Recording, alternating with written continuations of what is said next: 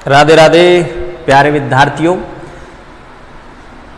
Basic concept of chemistry upon chapter पढ़ रहे थे। केमिस्ट्री के कुछ बेसिक कंसेप्ट पढ़ रहे थे और उसमें भी अपन क्या पढ़ रहे थे, law of chemical combination, chemical combination के कुछ नियम पढ़ रहे थे। और उनमें पहला नियम आपने क्या पढ़ा था भाई, बताएं। आपने पढ़ा था law of conservation of mass. बोलो सही है कि नहीं? लेवोसियर ने क्या कहा था? लेवोसियर ने कहा था कि मास को न तो आप क्रिएट कर सकते हैं, न इसको आप डिस्ट्रॉय कर सकते हैं। लेवोसियर का नियम था ये। दूसरा आज अपन पढ़ेंगे the law of constant composition. Constant composition पढ़ेंगे। और थर्ड नियम आप पढ़ेंगे आज यहां, द लॉ ऑफ मल्टीपल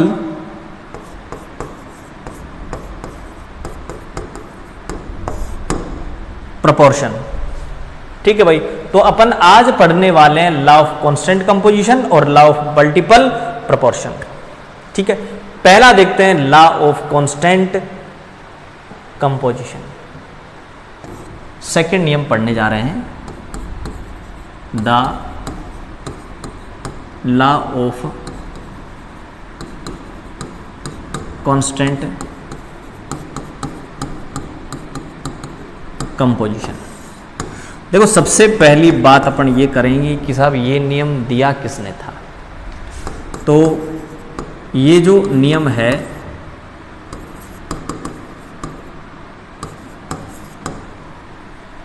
वो प्राउस्ट ने दिया था। किसने दिया बताओ?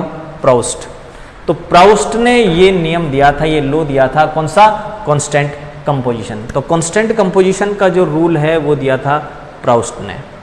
अब ये जो प्राउस्ट है, ये प्राउस्ट क्या कहता है उसकी अपन बात करते हैं यहां। देखिए भाई, जो हाइड्रोजन, मैं यहां पर क्या करता हूं, कुछ एटॉमिक मास लिखता हूं।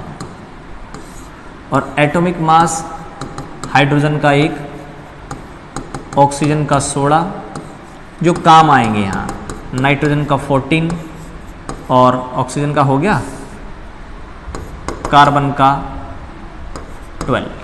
ये एटॉमिक मास में आगे काम में लूंगा। ठीक है, तो मैं क्या करता हूं यहां पर, इन्हीं को काम में लेकर, ये एटॉमिक मास थे, एटॉमिक मास से आप मॉलिक्यूलर मास निकाल सकते हैं भाई। तो मैं क्या ले रहा हूं, H2O ले रहा हूं। और इस H2O में हाइड्रोजन और ऑक्सीजन, हाइड्रोजन और ऑक्सीजन, इन दोनों के मास का रेशो निकाल रहा हूं मैं। ठीक है, और वो मास का रेशियो आएगा, यहां 2 हाइड्रोजन है तो 2, ऑक्सीजन 1 ही है 16। आप इसको थोड़ा सिंपल कर दें, 1:8, 1:8 आएगा। तो H2O में हाइड्रोजन और ऑक्सीजन के द्रव्यमान या मास का जो रेशियो है वो 1:8 आएगा। अब ध्यान रखना, ये जो कंपोजिशन है, H2O में हाइड्रोजन और ऑक्सीजन का कंपोजिशन है, ये कंपोजिशन हमेशा कांस्टेंट रहेगा। ये जो कंपोजिशन है ये हमेशा कांस्टेंट रहेगा।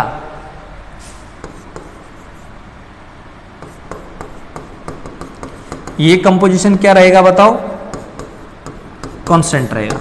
यानी H2O में हाइड्रोजन और ऑक्सीजन के मास का रेशियो 1:8 ही आएगा, चाहे इस H2O को आप किसी भी सोर्स से ले आए, एनी सोर्स।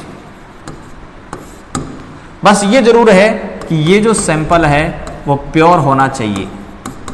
तो ध्यान रखना, अगर आपके पास प्योर सैंपल है और वो सैंपल आपने किसी भी सोर्स से लिया है तो वहां मास का रेशो हमेशा डेफिनेट रहेगा। ये जो प्रोपोर्शन है वो हमेशा डेफिनेट रहेगा।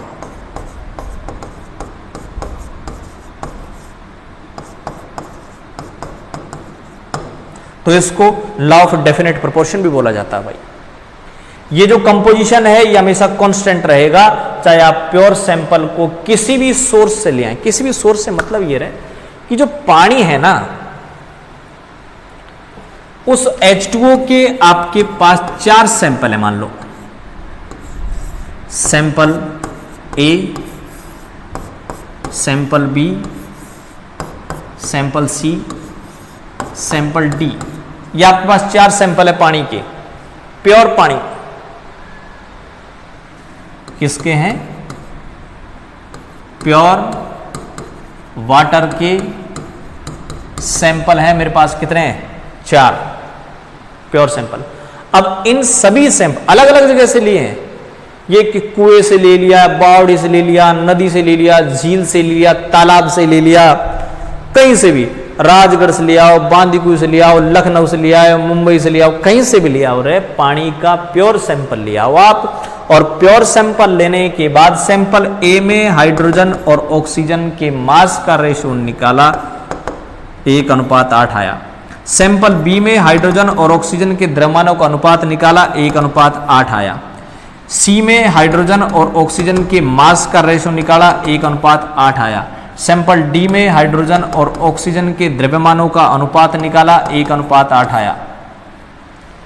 तो ये जो रेशियो है वो कांस्टेंट रहेगा, कंपोजिशन हमेशा कांस्टेंट रहेगा, चेंज नहीं होगा, चाहे H2O को आप किसी भी सोर्स से ले आए। क्लियर है बात? नियम समझ में आ गया? क्या कह रहा है प्राउस्ट? प्राउस्ट ये कह रहा है कि प्योर सैंपल आप किसी भी सोर्स से ले आओ, वहां पर जो मास का रेशियो है वो हमेशा डेफिनेट रहेगा।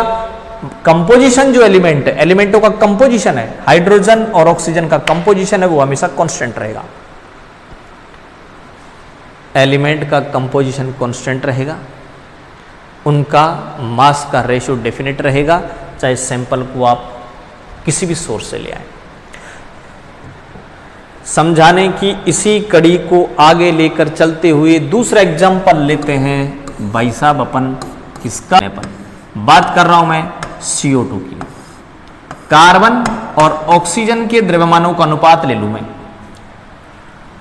कार्बन का 12 होता है, ऑक्सीजन का 16 होता है परमाणु भार, ठीक है? यह एटॉमिक मास, ये इनके एटॉमिक मास है।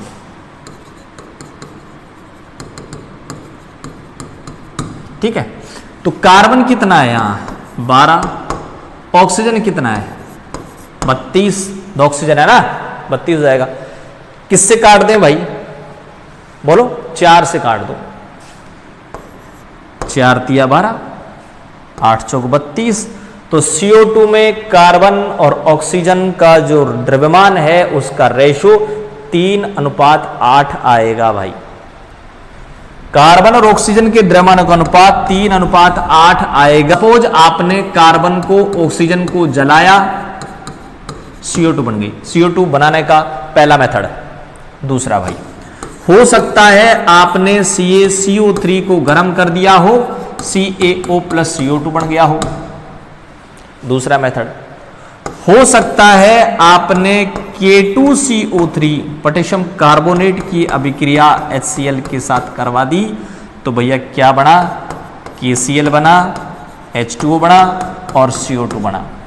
तो चाहे आप CO2 को पहले मेथड से बना लें, चाहे दूसरे मेथड से बना लें। और तीसरा जो अपन अब लो लेते हैं वो है भाई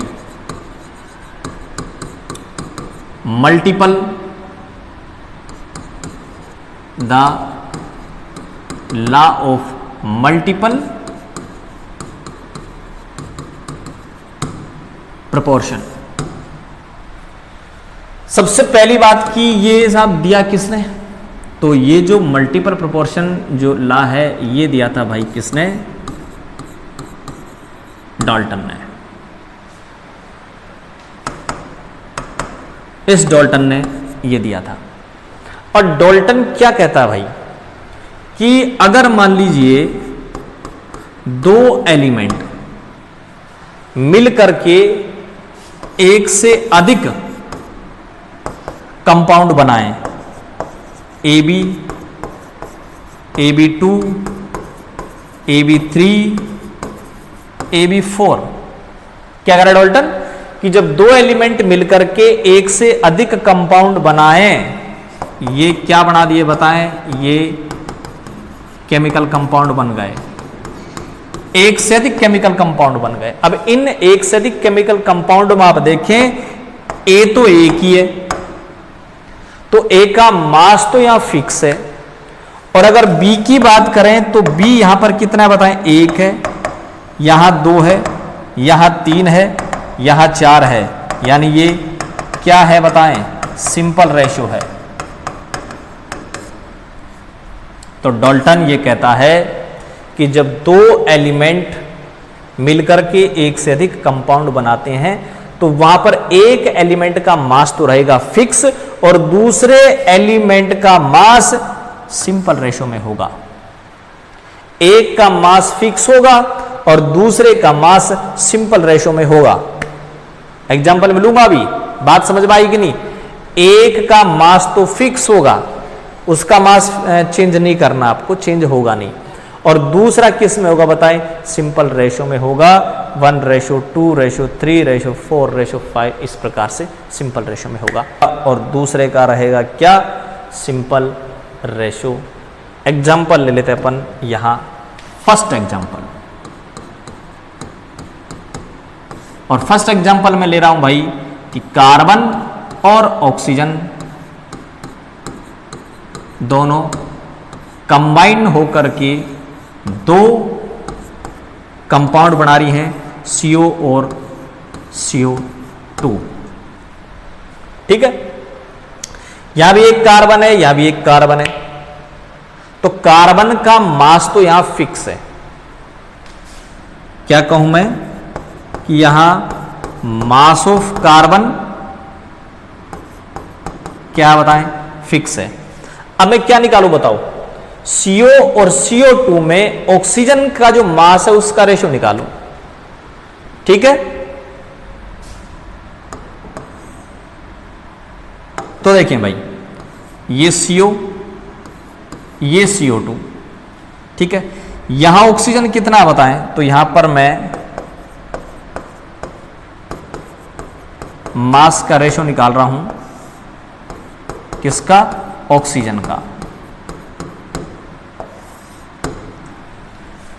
यहां एक ऑक्सीजन है, एक ऑक्सीजन का मीन्स 16, यहां 2 ऑक्सीजन है, 2 ऑक्सीजन का मीन्स 32, 1:2।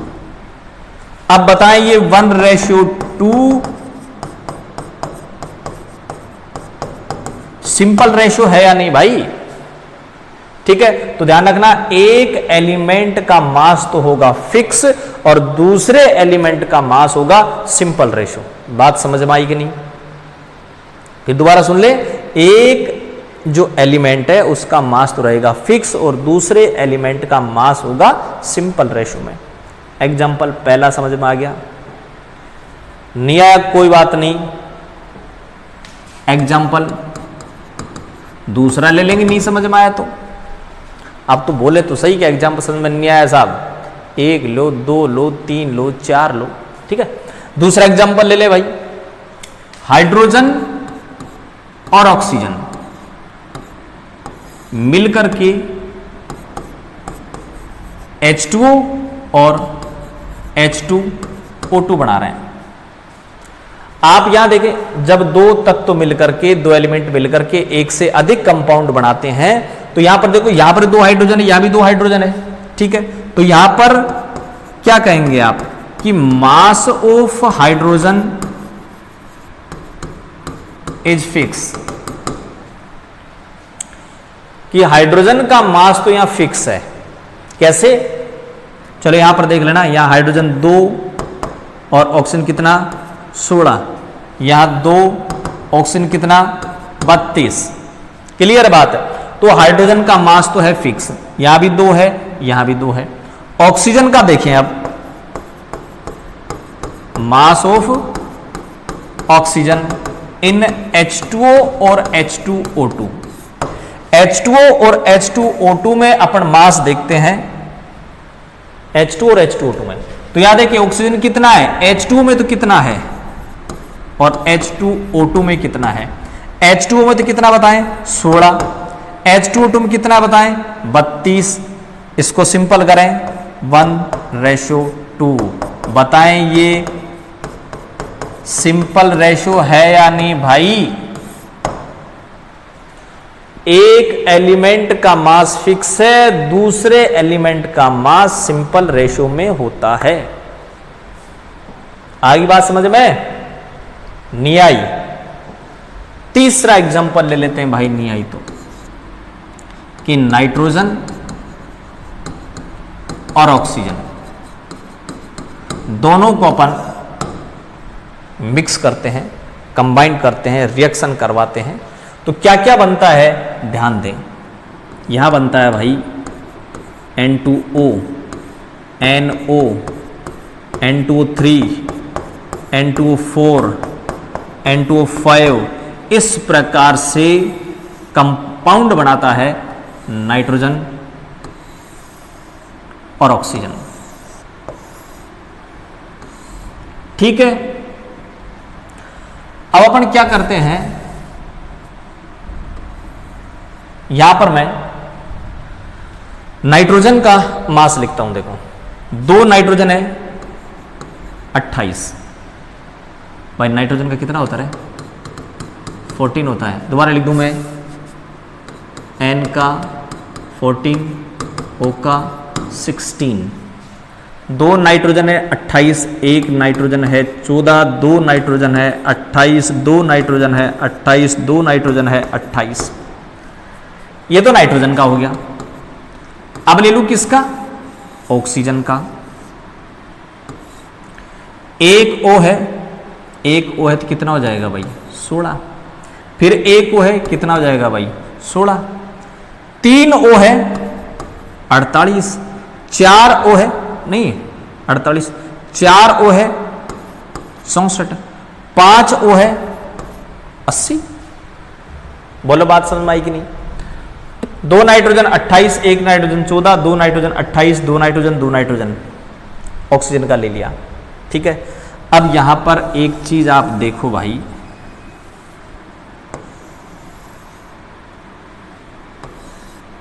मैं क्या करता हूं, नाइट्रोजन कंबाइन करेगा, क्या लिख रहा हूं, मास ऑफ ऑक्सीजन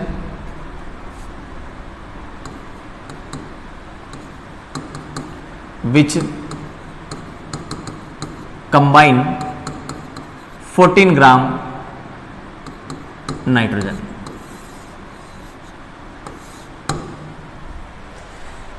दोबारा ध्यान से सुने, यहां नाइट्रोजन 28 था तो ऑक्सीजन कितना संयोग कर रहा है 16। अगर मैंने नाइट्रोजन 14 ले लिया तो बताएं ऑक्सीजन 8 करेगा कि नहीं। 28 ग्राम के साथ 16 ग्राम कर रहा है तो 14 ग्राम के साथ 8 करेगा भाई। यहां 14 ग्राम ही है, ऑक्सीजन कितना काम आ रहा है 16। ठीक है, 28 के साथ 48 है तो बताएं 14 के साथ कितना होगा। 28 के साथ 48 है ऑक्सीजन, तो बताओ 14 के साथ कितना होगा। आधा हो जाएगा भाई, आधा हो जाएगा। 28 के साथ 64 है, 14 के साथ यहां 28 था आधा कर दिया, यहां 64 है इसका भी आधा कर दो, कितना हो जाएगा 32। यहां कितना हो जाएगा 40। अब देख लें इस वाले संयोग को, देखें नाइट्रोजन का मास तो मैंने कर दिया फिक्स, नाइट्रोजन का मास कर दिया फिक्स। ठीक है, तो यहां नाइट्रोजन का मास तो है फिक्स और ऑक्सीजन का मास कितना आया यहां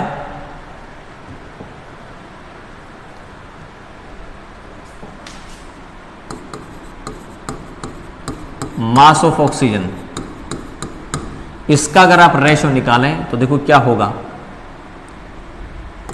8:16:24:32:40 था। 8 से ही काट दो, 8 एकम 8, 8 दूनी 16, 8 चौक 32, 8 पंचो 40। तो ये 1:2, 3, 4, 5 बताएं क्या है ये सिंपल रेशो है या नहीं भाई? ठीक है, सरल अनुपात है या नहीं?